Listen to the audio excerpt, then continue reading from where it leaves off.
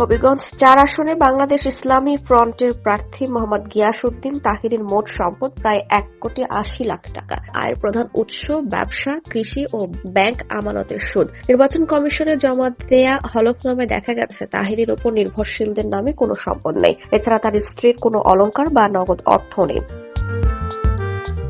তাহিরের হলফনামায় উল্লেখ করা হয়েছে তার অস্থাবর সম্পদ হিসেবে কৃষিখাত থেকে বছরে ২৬,৪০০ টাকা, ব্যবসা থেকে ৭,৯১,০০০ টাকা এবং ব্যাংক সুদ থেকে ২২,৮৯২ টাকা আয় হয়। এছাড়া নগদ ৪১,২৮৬ টাকা, ব্যাংকে জমা ৭,৬৩,৬০৬ টাকা, স্বর্ণ ৩১ ভরি এবং আসবাবপত্রের মূল্য ৫ লাখ টাকা। এভাবে তার মোট অস্থাবর সম্পদ দাঁড়ায় ১৯,০৪,৮৯২ টাকা।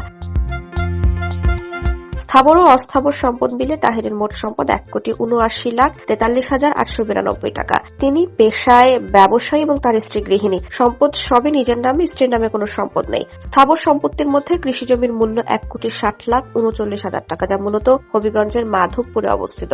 তাহিরি হলফনামায় আরও জানিয়েছেন তার বাড়ি কুমিল্লা জেলার দাউদকান্দি উপজেলার ভাজরা গ্রামে, শ্বশুরবাড়ি হবিগঞ্জের মাধবপুরে। এই সূত্রেই তিনি এই আসনের প্রার্থী হয়েছেন। এছাড়া তার বিরুদ্ধে ৩টি চলমান মামলা রয়েছে, যা ২০২৪ সালের ৫ আগস্টের পর দায়ের হয়েছে।